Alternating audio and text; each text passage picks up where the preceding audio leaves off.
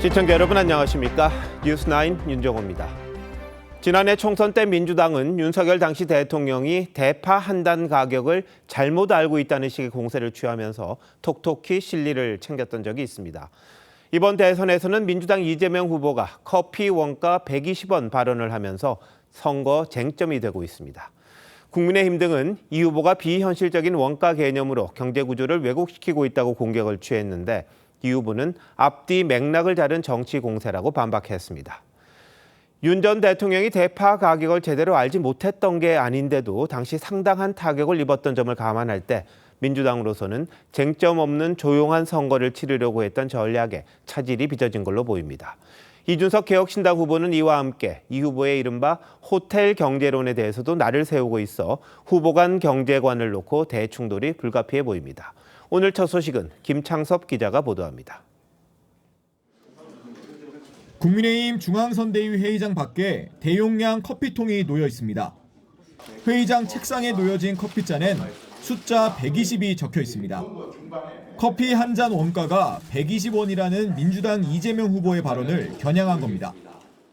이 원가 120원인 것을 마치 약 80배 정도의 폭리를 취하는 것처럼 들리던데 자영업자들이 분노할 그런 발언이었다. 의원들은 커피를 든 영상을 SNS 등에 올리는 이른바 커피 챌린지로 동참했고 사장님, 어떤 후보가 커피 원가가 120원이라는데 사실인가요? 김용태 비대위원장은 카페 자영업자들과 긴급 간담회를 열었습니다. 민주당이 커피 원가 발언을 비판한 김 비대위원장을 허위사실 공표 혐의로 고발한 데 대해선 이재명 후보를 카페 자영업자에 대한 명예훼손 혐의 등으로 맞고발했습니다. 그럼 경제를 아예 모르는 사람들의 발언을 생각해요. 여행객이 호텔 주인에게 10만 원의 예약금을 주고 취소해도 거래가 일어난다는 이 후보의 일명 호텔 경제론 발언을 두고도 집중 포화를 쏟아냈습니다. 돈이 돌았으니 경제가 산다는 논리는 대체 어느 나라 경제학입니까? 이것은 경제학이 아니라 폰지 사기 수법입니다. TV 토론회에서 호텔 경제론을 파고들었던 개혁신당 이준석 후보는 오늘도 무한 동력 형태는 말이 안 된다며 공세를 이어갔습니다. 사법 리스크를 주로 공격해왔던 국민의힘이 경제관과 포퓰리즘을 비판하는 쪽으로 무게중심을 옮긴 건 실용주의를 내세운 이재명 후보의 경제 전략을 흔들겠다는 의도로 풀이됩니다. TV조선 김찬섭입니다. 민주당은 국민의힘의 이 같은 공세를 네거티브 흑색 선전이라고 주장했습니다. 내용을 제대로 파악하지도 않고 말꼬리를 잡는 데 급급하다는 겁니다. 그러면서 국민의힘 김문수 후보가 민주화운동 보상금 10억 원을 거부했다고 한 건 허위 사실이라고 고발했습니다. 신경희 기자입니다. 민주당은 이재명 후보가 카페 사장을 폄훼하고 물가를 모른다는 식으로 공세를 펴는 건 번지수가 잘못된 공세라고 반박했습니다. 대화를 통해 모든 문제를 해결할 수 있다는 게 발언의 진짜 취지였던 겁니다. 대통령 선거의 논쟁 수준이 너무 떨어지게 됩니다. 국민의힘도 준비가 안 돼서 우왕좌왕하는 것은 알겠는데 막 던지는 그런 행보는 좀 자제하기를 촉구합니다. 이른바 호텔 경제론에 대해서도 초기 지출이 경제 전체에 미치는 파급 효과를 설명하기 위한 비유였다고 했습니다.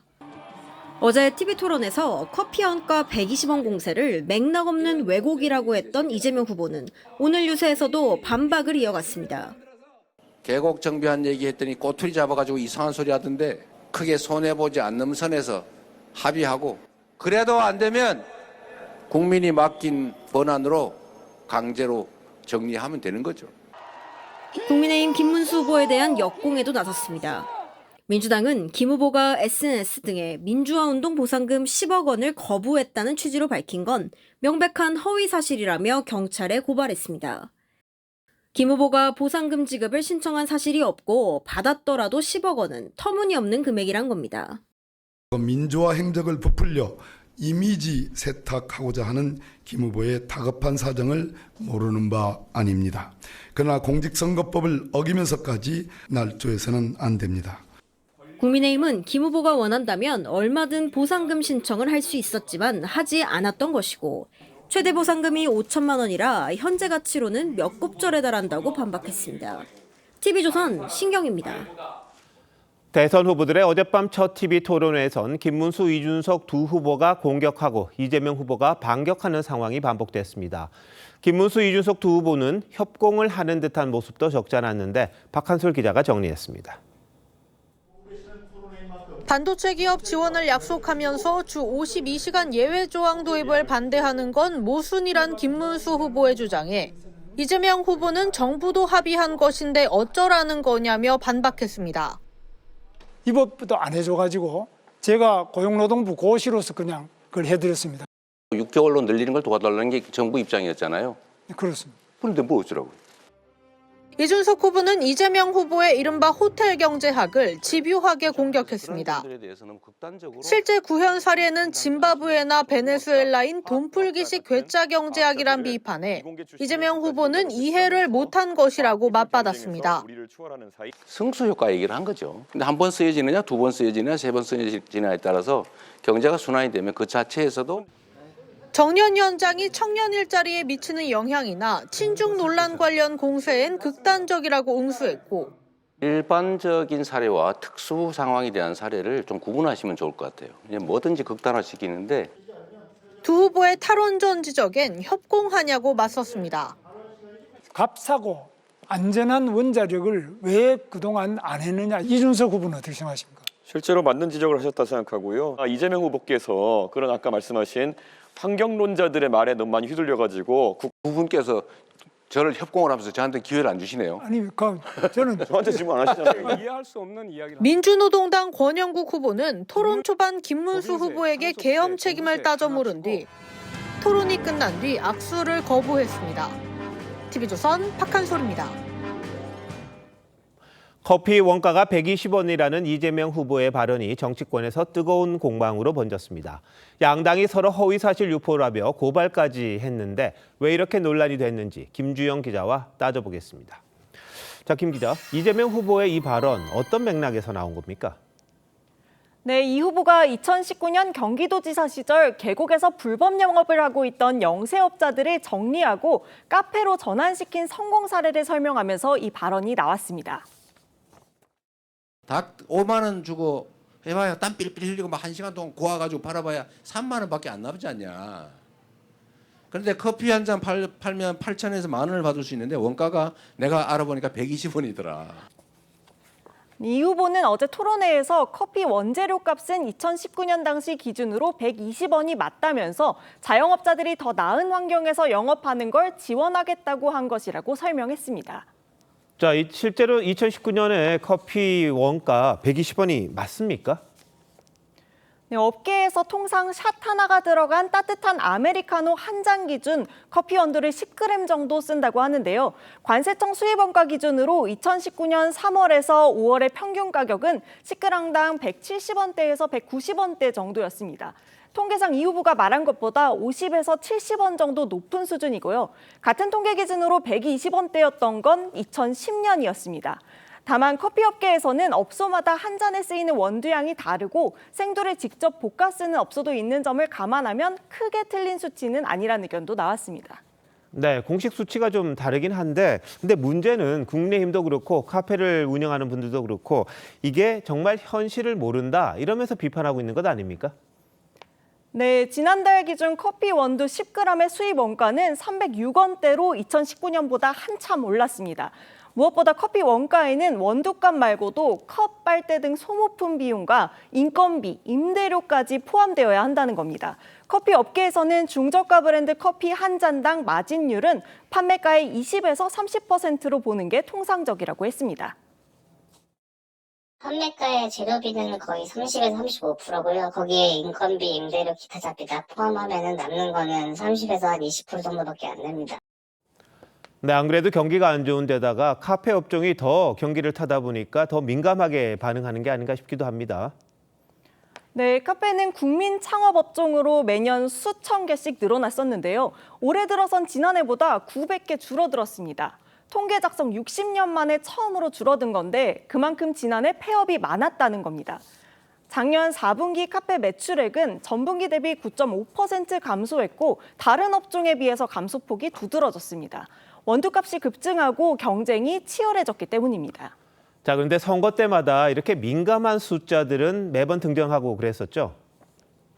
네, 그렇습니다. 지난해에는 윤석열 전 대통령이 총선을 앞두고 대파 한 단에 800원대면 합리적이란 얘기를 했다가 문매를 맞기도 했는데요.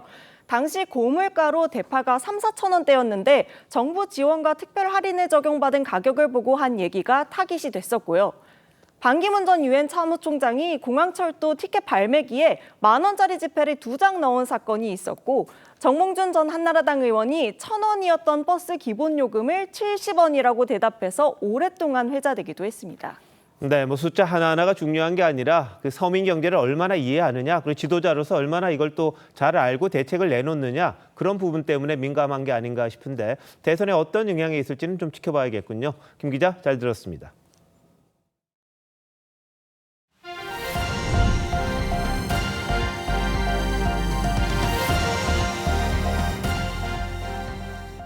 윤석열 전 대통령 내란 혐의 재판에서 지기현 부장판사가 민주당이 제기한 술 접대 의혹을 강하게 부인했습니다.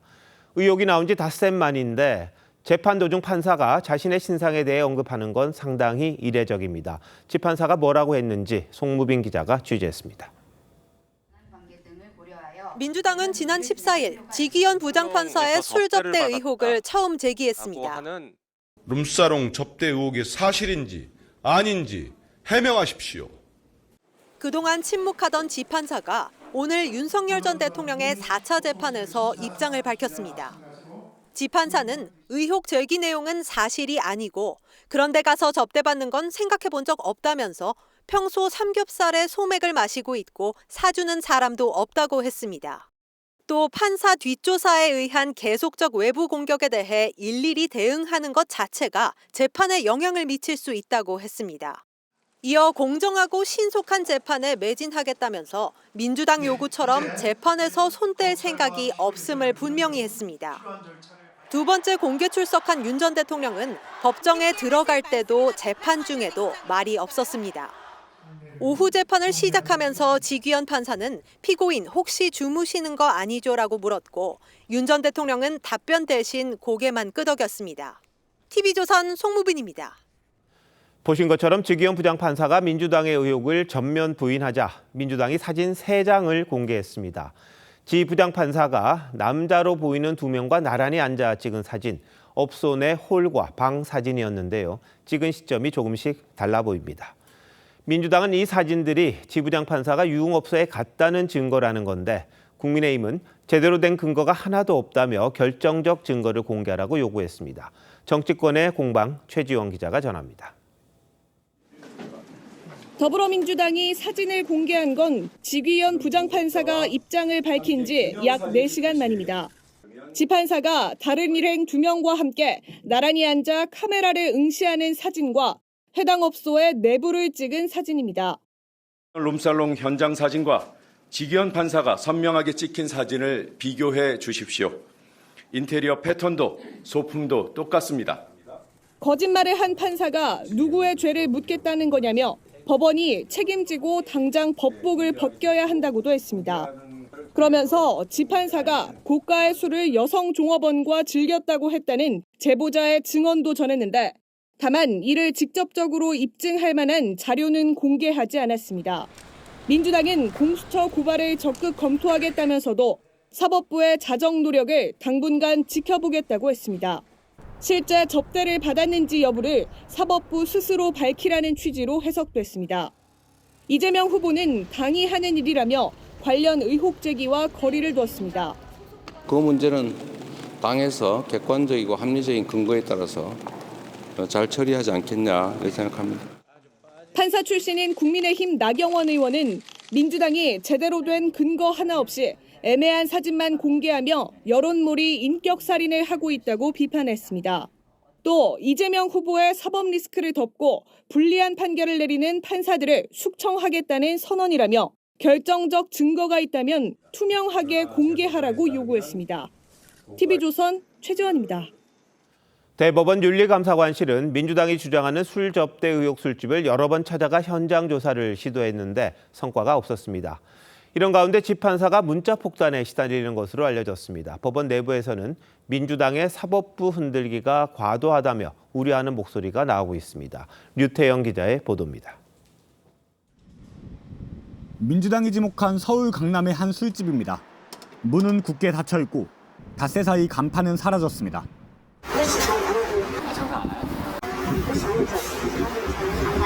술 접대 의혹 사실관계 확인에 착수한 대법원 윤리감사관실은 의혹 제기 이틀 만인 지난 16일부터 현장 조사를 시도했습니다.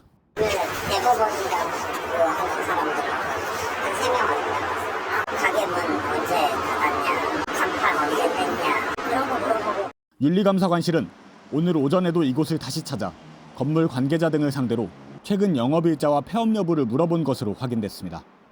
민주당의 의혹 제기 이후 집판사는 문자 폭탄에 시달리는 것으로 알려졌습니다. 이에 대해 사법부 일각에선 법관 흔들기가 도를 넘었다는 목소리가 나옵니다. 한 현직 부장판사는 실체와 논리가 빈약한 사진으로 증거도 없이 법관을 공격한다며 민주당이 재판부를 바꾸려는 것 아니냐고 했습니다. 또 다른 판사도 사진 한 장으로 법관에게 흠집을 내고 있다며 문자 폭탄 등 집판사 개인에 대한 정치 공세가 우려된다고 밝혔습니다. TV조선 류태영입니다.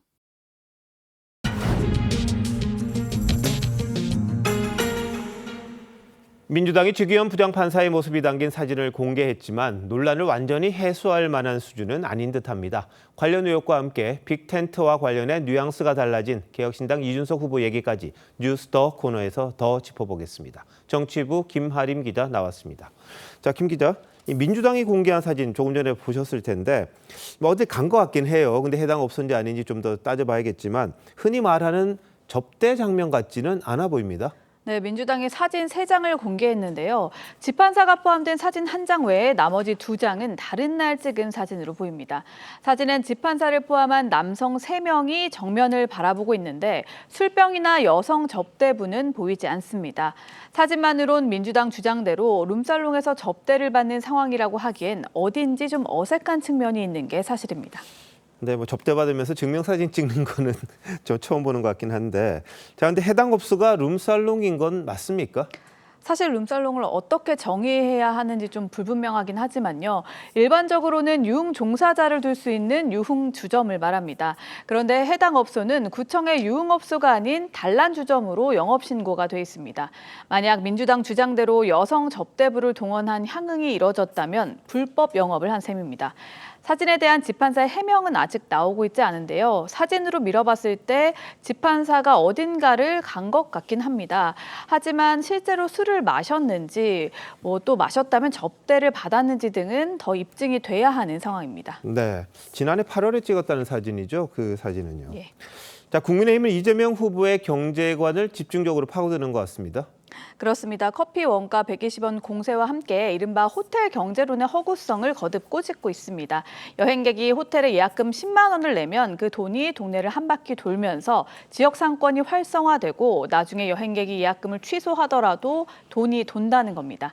사실 이 발언은 지난 2017년 이 후보가 대선 경선 때 꺼낸 말로요. 당시 괴짜 경제학이라는 비판이 일었었는데 그 발언을 다시 언급한 겁니다. 자, 근데 이 후보가 말하는 것처럼 실제 이게 승수 효과 같은 거죠. 가능합니까? 일어나는 게? 민주당과 이 후보는 초기 자본 투입으로 그 돈의 가치보다 훨씬 큰 경제적 가치를 일으키는 방금 말씀하신 승수 효과를 비유적으로 설명한 거라는 입장입니다. 경제학에서도 돈이 도는 것으로 경제적 부가가치를 발생시키는 순환 효과가 언급되긴 합니다. 하지만 호텔 예약금 10만 원을 취소하더라도 효과가 있다는 취지의 발언은 현실과 맞지 않다는 게 전문가의 지적입니다. 원래 들어오기로 했던 돈이 들어오지 않는다라고 알았을 때는 늘렸던 소비를 어떻게든 다시 재정 조달을 하거나 하는 방식을 해야 되는데 경제적인 수축이 있을 수 있거든요.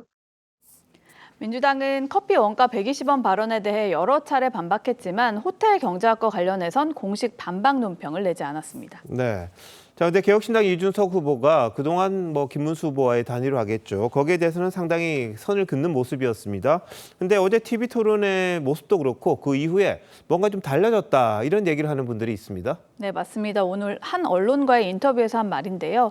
특단의 조치를 언급하면서 단일화 모델이든 단일화가 아닌 모델이든 이재명 후보가 무능력자란 걸 인증하고 그 다음에 진행해야 한다고 했습니다.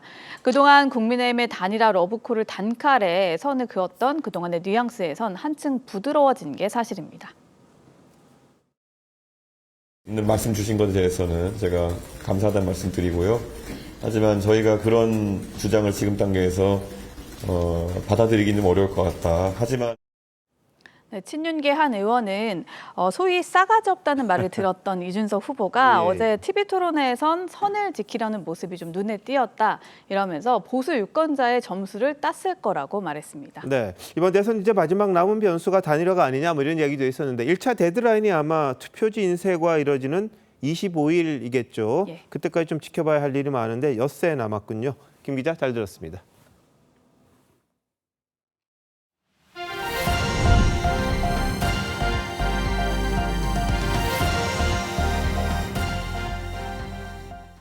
오늘 후보들은 어디서 한 표를 호소했을까요? 이재명, 김문수 두 후보는 서울에서 나란히 유세 경쟁을 벌였습니다. 이 후보는 특히 테러를 의식해 방탄유리를 처음 세웠는데 국민 통합을 강조했습니다. 김 후보는 출산 장려금 1억 원을 주는 기업 회장을 만나 자신이 하고 싶었던 정책이라며 힘을 실었습니다. 전정원 기자입니다. 광화문 출정식 일주일 만에 서울을 찾은 민주당 이재명 후보 옆에 테러 대비용 방탄유리가 설치됐습니다. 여러분이 걱정을 하신다니까 제가 답답하긴 하지만 좀 갇혀있도록 하겠습니다. 이 후보는 윤석열 정권 내내 정적 죽이기 정치가 계속됐다며 편가르기를 끝내자고 했습니다. 진짜 죽여버리려고 치사하게 말이죠. 졸렬하게 유치하게 이 바쁜 세상에 그런 거 할 때가 시간이 어디 있습니까? 중구의 대한노인회에서 시작해 용산, 영등포, 마포까지 한강벨트를 훑은 이 후보는 국민 통합 의지도 강조했습니다. 너는 좌파냐 우파냐? 그냥 파하면 안 됩니까? 양파 할래 양파. 나 양파요. 대한노인회 이중근 회장을 만난 국민의힘 김문수 후보는 부영그룹의 출산장려금 1억 원 제도에 적극적인 관심을 보였습니다. 아기를 하나 낳으면 우리 부영에 무조건 1억씩 준다 이래서 이게 바로 제가 하고 싶었던 건데. 청계광장에선 유연근무제 활성화 등 청년 공약을 발표했습니다. 일한 만큼 보상받는 임금 체계로 개편해서 여러분의 능력이 더 발휘될 수 있도록 하겠습니다. 주한 미상공회의소 간담회에선 방위비 분담금 인상을 언급했습니다. 연이틀 광주를 찾은 이준석 후보는 호남도 표심을 분산 투자하자고 했습니다. 민주당에서 잡아놓은 표처럼 생각했다면은 이번엔 다를 것이다라는 것을 보여줬으면 좋겠습니다. 내일부터 엿새 동안 재외 투표가 118개국에서 진행됩니다. TV조선 전정원입니다. 경기도 시흥에서 흉기 난동 사건이 발생해 2명이 숨지고 2명이 다쳤습니다. 범행 뒤 달아난 50대 중국인 동포 차철남이 10시간 만에 경찰에 붙잡혔습니다. 김준석 기자가 보도합니다. 편의점 주변으로 사람들의 출입을 막는 폴리스 라인이 설치돼 있고 출입문은 자물쇠로 굳게 잠겨 있습니다. 오늘 오전 9시 30분쯤 이곳 업주인 60대 여성이 흉기에 찔려 경찰과 119가 출동했습니다. 그러니까 우리 10시 반 출근해요.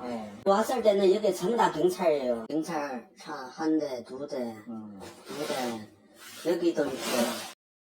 피해자는 57세 중국 동포 차철남을 용의자로 지목했습니다. 경찰은 도착할 당시 검은색 SUV 한 대가 현장을 벗어나자 차량 번호를 조회했습니다. 오전 11시쯤 조회를 통해 차주의 집을 찾아갔는데 그곳에서 시신 한 구가 발견됐습니다. 또 오후 2시쯤 편의점 인근 차 씨의 자택에서도 또 다른 시신 한 구가 나왔습니다. 숨진 2명은 중국인 형제였습니다. 그 사이 차 씨는 한 체육공원 인근에서 70대 남성을 흉기로 찌르고 달아났습니다. 70대 남성은 차 씨의 집 임대인이고 60대 여성은 평소 알고 지내던 관계인데 이들은 생명에는 지장이 없는 것으로 알려졌습니다. 경찰은 차 씨를 공개 수배했고 저녁 7시 25분쯤 안산 시화호 인근에서 검거했습니다. 뭐 기동 순찰대하고 기동대하고 형사들 뭐 다 그 근처로 풀었죠. 수색하다가 우연히 발견한 거로만 알고 있고요. 조사를 해봐야 되는 상황이니까요.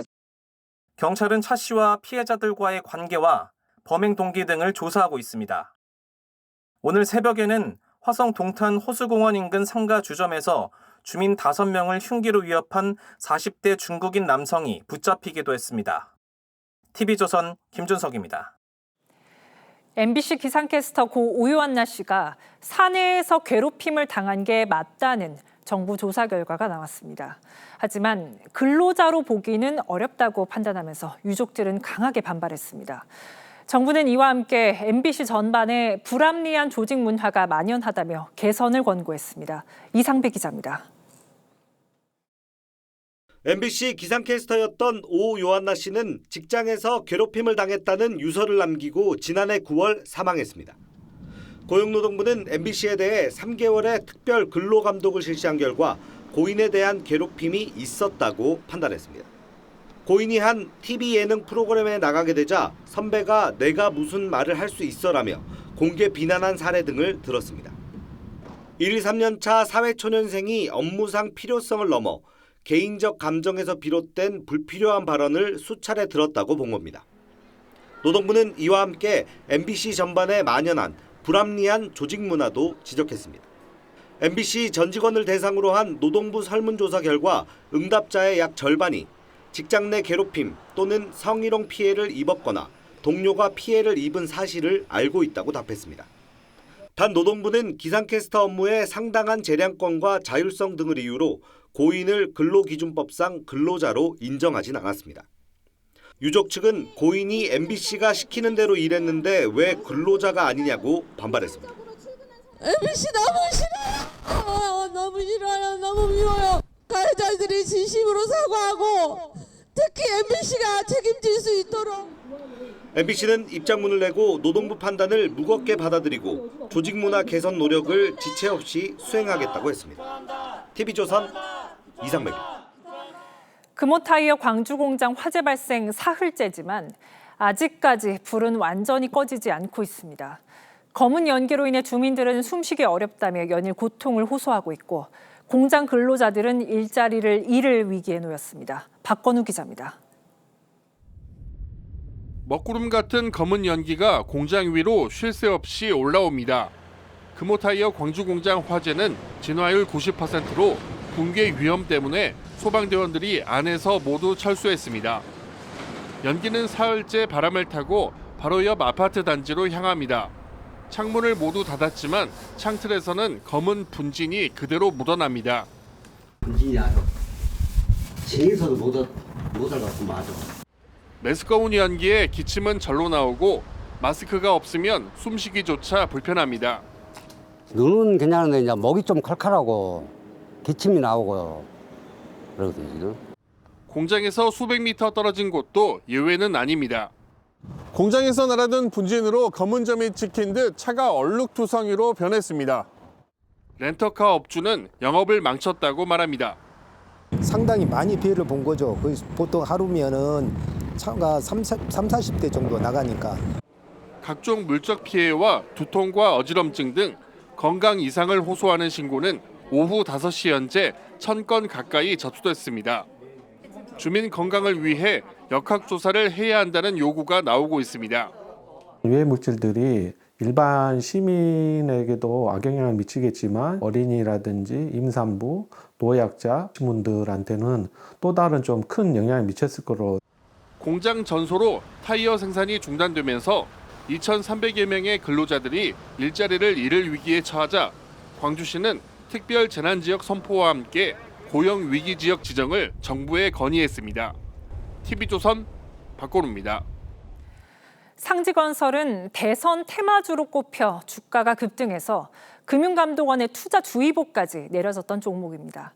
이 상지건설에 대규모 차명 투자가 있었던 걸로 저희 취재 결과 확인됐습니다. 주식으로 전환이 가능한 전환사채 투자 방식이었는데 한 핵심 당사자는 저희 취재진에게 자신은 바지 사장이고 실제 전주는 따로 있다고 말했습니다. 조성호 기자의 단독 보도입니다. 서울 논현동의 상지건설 4억입니다. 이 회사 주가는 4월 1일 3,165원에서 오늘 27,800원으로 한 달여 만에 9배 가까이 급등했습니다. 주가 급등 직전 상지건설은 120억 원어치의 전환사채를 발행했고 투자조합 등 4곳이 인수했습니다. 매도가 이뤄지면 약 4배 안팎의 큰 수익을 볼 수 있습니다. 핵심 당사자인 30대 서모 씨를 만나 투자 경위 등을 캐물었습니다. 실제로 이익 본 것도 없고. 투자를 해주시는 분들은 어떤 분들은? 자신은 이름만 빌려준 바지 전주라는 겁니다. 50억, 서 씨의 돈줄은 누구일까? 취재 결과 과거 시세 조종 혐의로 실형을 산 박모 씨였습니다. 70억 나머지 돈줄 역시 모친과 매제를 내세운 차명 투자였습니다. 그런데 이 실투자자들 모두 2015년 적발된 코스닥 W사 주가 조작 사건 당사자들이었습니다. 이와 함께 희대의 기업 사냥꾼 홍모 씨와 또 다른 건설사 회장 최모 씨, 그리고 전직 검찰 수사관이 이런 수익 구조에 가담했다는 의혹도 나옵니다. 전환사채를 인수한 또 다른 당사자는 정치 테마주로 알고 투자했을 뿐 작전 세력과는 무관하다고 반박했고, 이 거래를 잘 알고 있는 한 인사는 하루 거래량이 최대 500만 주에 달하는 상지건설을 세력이 개입해 시세를 조종하는 건 불가능하다고 해명했습니다. TV조선 조성호입니다. SK텔레콤 해킹 사고의 피해 규모가 당초 알려진 것보다 더 큰 걸로 드러났습니다. 해킹은 3년 전부터 진행됐고 사실상 가입자 모두의 유심 정보가 유출됐습니다. 해킹 배후로 중국 해커 조직이 거론되고 있습니다. 임유진 기자입니다. SK텔레콤 해킹 사고를 조사 중인 민관합동조사단은 2차 조사 결과 총 23대 서버에서 25종의 악성 코드가 발견됐다고 밝혔습니다. 1차 조사 때 서버 5대, 악성 코드 4종보다 크게 늘었습니다. 악성 코드를 심은 최초 시점은 2022년 6월 15일로 특정됐습니다. 해킹이 무려 3년간 이뤄진 겁니다. 장기간에 걸친 해킹 결과 SK텔레콤 전체 가입자를 웃도는 2,695만여 명의 유심 정보가 유출됐습니다. 1차 조사 때는 해킹 피해가 없는 걸로 파악됐던 이름과 생년월일 등 개인정보와 단말기 식별번호도 유출 가능성이 새롭게 제기됐습니다. 복제폰을 만들 수 있는 민감한 정보들인데 정부는 가능성이 낮다고 선을 그었습니다. 제조사 갖고 있는 단말별 인증 키값이 없이는 물리적인 복제가 불가능하다는 그런 판단이고, 해킹이 누구 소행인지는 여전히 오리무중이지만 전문가들은 악성 코드 종류와 수법으로 밀어볼 때 중국 정부의 지원을 받는 애국주의 해커 집단 가능성에 무게를 싣고 있습니다. 돈을 노렸다기보다도 사이버 작전 측면에서 이걸 한 거고요. 미국의 어떤 동맹국인 한국에 대해서 여러 가지 작전을 시행한 거라고 보는 것이 합리적 추정이죠. 조사단은 다음 달까지 SK텔레콤 전체 서버에 대한 조사를 마무리하고 최종 피해 규모와 유출 경로 등을 규명할 계획입니다. TV조선 임유진입니다. 재건축 현장 곳곳에서 공사비 갈등으로 공사가 중단되는 사태가 벌어지고 있습니다. 급기야 시공사가 공사비 인상을 요구하며 주민들의 입주를 아예 막는 경우도 생기고 있습니다. 윤서하 기자가 현장 취재했습니다. 2달 뒤면 900세대가 입주할 예정인 서울 성동구의 한 아파트 재개발 현장.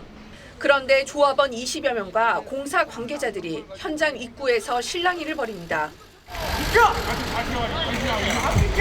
조합이 공사비를 올려주지 않는다는 이유로 시공사가 이달 초 입주 제한 통보를 하자 조합원들이 항의하러 온 겁니다. 169억을 인상 요구를 했어요. 컨테이너를 주출입구에다 막고 키를 안 주겠답니다. 시공사는 증액을 해도 다른 사업장보다 공사비가 낮다며 적자를 보전해달라는 입장입니다. 하지만 조합 측은 이미 지난해 한 차례 공사비 인상에 합의했다며 추가 증액은 부당하다고 맞서고 있습니다. 이사 날짜만 기다리던 입주 예정자들은 분통을 터뜨립니다. 아이들 전화기라든지 아니면 전세라든지 이런 모든 금융적인 것 그리고 가족들인 것 전부 다 연결이 되어 있는 상태인데, 경기도 광명의 한 재건축 단지도 시공사가 공사비 갈등 문제로 입주를 막은 적이 있습니다. 12,000세대가 입주한 서울 강동구 올림픽 파크 포레온 등 일부 단지는 공사가 아예 중단되기도 했습니다. 공사비 증액 요건을 구체적이고 명확하게 계약서에 명시하는 것이 추후에 분쟁을 방지할 수 있는 최선의 방법입니다. 지자체의 중재는 강제력이 없는 만큼 공사비를 검증해 법적으로 강제할 수 있는 기구를 만들 필요가 있다는 지적도 나옵니다. TV조선 윤서입니다. 노루와 오소리 등 야생동물을 잡아 잔인하게 죽인 남성 2명이 구속됐습니다. 훈련시킨 진돗개를 동원해 사냥하고 그 모습을 촬영했습니다. 김태준 기자가 취재했습니다. 어두운 산속 개 짖는 소리와 돼지 울음소리가 들립니다. 진돗개 4마리가 멧돼지를 공격하고 있습니다. 사냥꾼이 다가가 창으로 멧돼지를 찌릅니다. 사냥개들은 고라니도 물고 놓아주지 않습니다. 사냥꾼들은 잡은 고라니를 개들에게 먹이로 줄 생각입니다. 있으신가요? 이제 오늘 살이 안 먹어도 되겠네요. 30대 남성 2명이 훈련시킨 진돗개들을 이용해 야생동물을 사냥하는 모습인데 이들은 영상을 찍어 진돗개 동호회 단체방에 올렸습니다. 복돌이가 레전드를 달성했습니다. 첩보를 입수한 경찰은 남성 2명을 체포해 구속했습니다. 조사 결과 이들은 지난 2020년 12월부터 올 3월까지 제주와 경기도 일대에서 오소리와 사슴, 노루 등 160여 마리의 야생동물을 불법 포획했습니다. 영상을 찍은 이유는 훈련시킨 진돗개를 동호 회원들에게 비싸게 팔기 위해서였는데 사냥 도구도 특수 제작해 사용했습니다. 범행 전 CCTV가 존재하는지 그리고 어떤 야생동물이 어디에 서식하는지에 대한 정보를 사전에 공유해왔던 것으로 야생동물을 함부로 죽이거나 학대하면 형사처벌 대상입니다. 상습적으로 야생동물을 학대하거나 죽이면 최대 5년 이하의 징역 또는 5천만 원 이하의 벌금에 처해집니다. 경찰은 또 이들이 잡은 오소리와 노루, 사슴 등을 가공해준 건강원 관계자와 사냥에 단순 가담한 3명은 불구속 상태로 재판에 넘겼습니다. TV조선 김태준입니다. 앞서 전해드린 것처럼 어제 TV토론회에선 국민의힘 김문수 후보와 개혁신당 이준석 후보가 민주당 이재명 후보를 협공하는 모습이 눈에 띄었습니다. 두 후보는 오늘 오세훈 서울시장이 주최한 행사에도 나란히 참석했습니다. 김 후보는 이준석 후보를 한껏 추켜 세웠고 이 후보도 이대로 가면 이재명 후보가 당선된다며 특단의 조치를 언급했는데 단일화 가능성이 조금 더 커진 게 아니냐는 관측도 나왔습니다. 이채림 기자입니다. 오세훈 서울시장과 국민의힘 김문수, 개혁신당 이준석 후보가 걸어 들어옵니다. 서울시에서 열린 약자와의 동행 토론회에 두 후보가 함께 참석한 건데 김 후보는 어제 TV토론회 MVP는 이준석 후보라며 국민의힘에 대해 나보다 더 잘 아는 분이라고 추켜 세웠습니다. 우리 당이 그동안 잘못해서 이준석 후보께서 밖에 나가서 고생을 하고 계시는데 그러나 고생 끝에 대성공을 또 터뜨리겠습니다. 김 후보는 오후 일정에서도 통합으로 나아가고 있다며 이 후보와 힘을 모으겠다고 재차 언급했습니다. 안철수 의원도 이준석 후보를 향해 헐리우드 영화 어벤져스의 대사인 어벤져스 어셈블을 외쳐달라며 단일화를 촉구했습니다. 이준석 후보는 이렇게 가면 무난히 이재명 후보가 당선된다며 특단의 조치가 필요하다고 했습니다. 다만 이재명 후보가 무능력자란 걸 인증한 이후 서로가 생각하는 모델을 진행해야 한다고 말했습니다. 강북구 삼양동의 오세훈의 삶이라는 것이, 노원구 상계동의 이준석의 삶이라는 것이, 또 경북 영천의 김문수의 삶이라는 것이 꿈꿀 수 있는 것이 되길 바라면서 여론조사 결과 공표가 금지되는 이른바 깜깜이 기간이 9일 앞으로 다가온 가운데 이번 주 두 후보의 지지율 추이에 빅텐트 성사 여부가 달려있다는 전망이 나옵니다. 민주당에선 국민의힘을 탈당한 김상욱 의원이 입당식을 가졌고 개혁신당을 탈당한 허은하 전 대표도 이재명 후보 유세장을 찾아 지지를 선언했습니다. TV조선 이채리입니다. 이재명, 김문수 두 후보가 나란히 대통령 임기를 바꾸는 개헌 공약을 어제 제시한 뒤 연임이냐, 중임이냐를 두고 공방이 이어지고 있습니다. 개헌안의 내용도 중요합니다만 실행할 의지와 이를 위한 장치를 얼마나 갖췄는지가 개헌의 관건으로 보입니다. 장세희 기자가 살펴봤습니다. 문재인 전 대통령은 집권 2년 차인 2018년 대통령 4년 연임제를 핵심으로 하는 개헌안을 직접 발의했습니다. 책임 정치를 구현하고 안정되게 국정을 운영할 수 있는 대통령 4년 1차 연임제를 채택할 때가 되었습니다. 당시 야당이던 자유한국당은 국민적 논의가 부족하다며 반대했고 문 전 대통령 역시 더 이상의 동력을 얻지 못해 개헌안은 의결정족수 미달로 폐기됐습니다. 1990년 노태우, 김영삼, 김종필의 3당 합당도 내각제 개헌을 주된 명분으로 삼았지만 김영삼 전 대통령은 당선 뒤 개헌 언급 자체를 하지 않았습니다. 이재명 후보와 김문수 후보는 대통령 4년 연임과 중임, 강론을 두고 충돌하고 있는데 왜 구태여 중임을 연임으로 바꿔서 표현하는지 그 부분에 대한 명확한 속뜻을 국민 앞에 난다시 밝혀야만. 연임제는 대통령에게 중임제보다 더 불리합니다. 연임 표현을 장기 집권 의도라고 공격하는 것은 어불성설이고 용어를 둘러싼 공방보단 개헌을 실행할 약속이 중요하다는 지적이 나옵니다. 국회 차원의 개헌 특위가 꾸려진 건 역대 3번뿐인 만큼 의견 차이를 좁힐 수 있는 국회 특위 구성과 진정성 있는 후보 간 연대 약속이 있어야 개헌 공약의 실현 가능성을 높일 수 있다는 겁니다. 또 임기 말 지지율 만회나 위기 돌파를 목적으로 개헌을 추진했다가 정쟁만 키웠던 사례도 타산지석으로 삼아야 한다는 목소리가 나옵니다. TV조선 장세희입니다.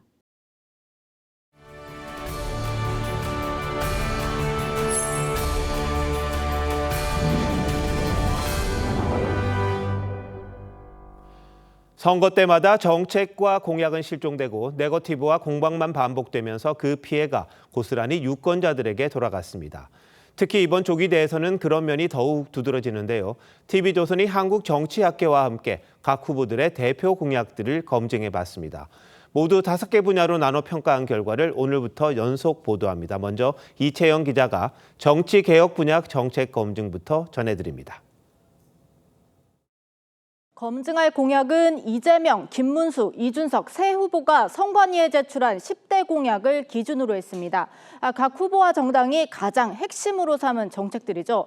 정치개혁과 부동산 등 이렇게 5가지 분야로 나눠서 살펴봤는데 우열을 가리기보단 현실성이나 구체성과 같은 5가지 틀로 짚어봤습니다.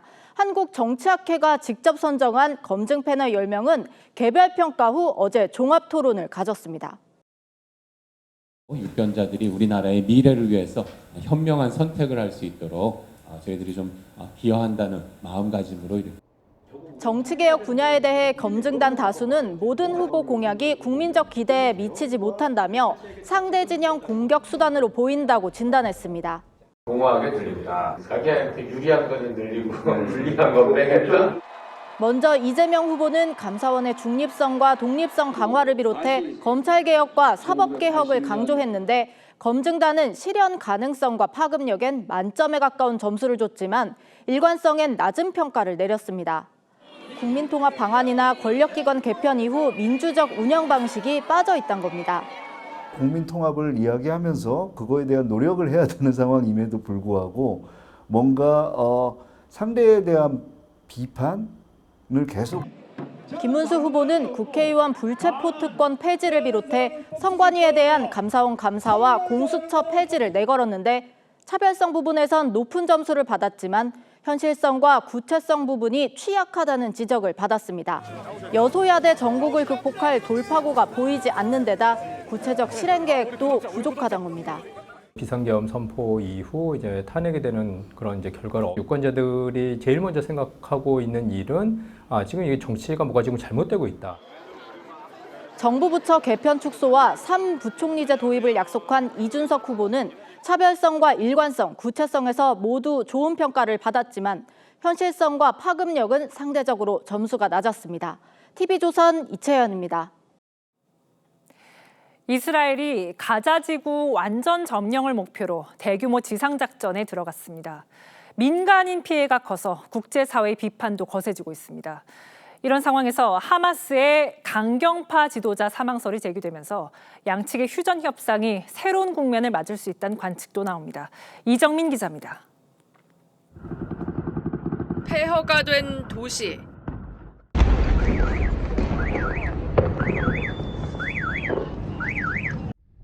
가자지구 국경 주변으론 장갑차와 군이 집결합니다. 현지 시간 18일 이스라엘군이 가자지구 전역에서 대규모 지상전에 돌입했습니다. احنا الليله على الساعه 3 الفجر كنا نايمين بامان الله ما سمعنا الا الصوت قام وقعد قلب الدنيا عنا. 하마스를 완전히 해체하고 붙잡힌 인질들을 되찾겠다며 전방위 공격에 나선 겁니다. צה"ל בהובלת פיקוד הדרום פתח במבצע מרכבות גדעון בהתאם להנחיית הדרג המדיני. נגביר ונרחיב את השליטה המבצעית ברצועת עזה, תוך ביטור הרצועה והנעת האוכלוסייה לשם הגנתה. 사실상 가자지구의 영구 점령을 위한 최후 통첩성 공격입니다. 가자지구 보건부는 이스라엘의 맹폭에 하루 만에 130여 명이 숨지고 일주일간 최소 460여 명이 사망했다고 밝혔습니다. 하마스 지도자 무함마르 신와르의 사망설도 제기됐습니다. 현지 언론은 이스라엘이 공습을 가했던 칸 유니스 터널에서 신와르가 숨진 채 발견됐다고 보도했습니다. 신와르는 2023년 이스라엘에 대한 기습 공격을 주도하고 지난해 이스라엘 군에 의해 사살된 야히야 신와르의 동생으로 사실일 경우 휴전 협상에도 영향을 미칠 것으로 보입니다. TV조선 이정민입니다. 우리 프로축구에서 최근 10경기를 뛰며 9골을 몰아친 특급 골잡이가 탄생했습니다. 전북의 전진우 선수인데 대표팀에 승선할 수 있을지 관심이 쏠리고 있습니다. 이다솜 기자입니다. 상대 수비를 가볍게 제치는 전진우의 드리블에서 전북의 공격이 시작됩니다. 연계 패스 후 박스 안으로 침투한 전진우는 간결한 오른발 슈팅으로 완벽한 마무리까지 보여줬습니다. 3경기 연속골이었지만 전진우에게 만족은 없었습니다. 상대 골키퍼를 꼼짝 못하게 만든 예술적인 왼발 가마차기는 전진우의 물오른 골 감각을 제대로 증명했습니다. 리그에서 가장 먼저 2자릿수 득점 고지에 오른 전진우는 베테랑 주민규를 누르고 K리그1 득점 단독 선두에 등극했습니다. 만년 유망주의 꼬리표를 떼는 놀라운 성장세입니다. 1999년생으로 높은 기대를 받고 2018년 프로에 데뷔했지만 오랜 기간 이렇다 할 활약은 없었습니다. 크게 나아가겠다는 각오를 담아 개명까지 한 그에게 지난해 전북 이적은 신의 한 수가 됐습니다. 새롭게 부임한 포획 감독의 지휘하에 전진우는 최근 K리그1 10경기에서 9골을 몰아치며 리그의 판도를 바꾸고 있습니다. 자연스레 축구대표팀 승선 얘기도 나오고 있습니다. 손흥민과 황희찬 등이 포진한 2선 공격수는 대표팀에서 경쟁이 가장 치열한 자리지만 왼발 오른발을 모두 사용하는 양발 능력에 빠른 스피드와 드리블 능력은 홍명보 감독에게 분명 매력적인 카드입니다. 홍명보 감독은 오는 26일 6월 A매치 명단을 발표합니다. TV조선 이다솜입니다. Or there's the March Hare in that direction. Thank you. I think I shall visit him. Of course, he's mad too. You may have noticed that I'm not all there myself. 앨리스의 이상한 나라에서는 비정상이 정상입니다. 우화에서는 비정상도 즐거운 얘기지만 현실에서는 자칫 재앙이 됩니다. Then I see the disinfectant where it knocks it out in a minute, 1 minute. No, I certainly wouldn't recommend the internal ingestion of a disinfectant. 놀랍게도 트럼프 대통령의 말을 믿고 뉴요커 30명이 표백제와 세제를 삼켰습니다. 닭죽을 팔지 말고 커피와 차를 팔아라. 그런데 커피 한 잔 팔면 8,000에서 10,000원을 받을 수 있는데 원가가 120원이더라. 이재명 민주당 후보의 말 사실일까요? 커피 원가가 지금도 125이라고 생각하십니까? 그 말을 떼내가지고 그렇게 왜곡하시면. 당장 커피를 파는 분들이 갸우뚱합니다. 계산법이 뭔지 의문스럽다고 반문합니다. 이 후보의 이른바 호텔 경제학도 논란입니다. 여행객이 보냈다 취소한 예약금으로 동네 경제가 확 살아난다는 건데 종잣돈 10만 원이 사라지고도 유통효과가 그대로 남아있을지 상식적으로 궁금한 부분이 많습니다. 이 후보 말대로 돈 푸는 걸로 경제를 활성화할 수 있다면 경기 침체란 단어는 세계 어느 나라에도 없을 거라는 지적이 나옵니다. 경제엔 기적이 없습니다. 정주영 현대그룹 창업주는 종교에는 기적이 있을 수 있지만 경제에는 기적이 없다고 했습니다. 오직 피와 땀만이 그 자리를 차지할 수 있다고도 했죠. 한때 소득주도 성장이라는 게 있었습니다. 임금을 더 주면 소비가 증진돼 경제가 성장한다는 논리였지요. 하지만 소득 증가로 경제가 좋아지는 게 아니라 경제가 성장하면서 소득이 늘어나는 겁니다. 마차가 말을 끄는 잘못이 또다시 되풀이되지는 않을는지. 5월 19일 윤정호 앵커 칼럼. 진짜 성장, 가짜 성장이었습니다.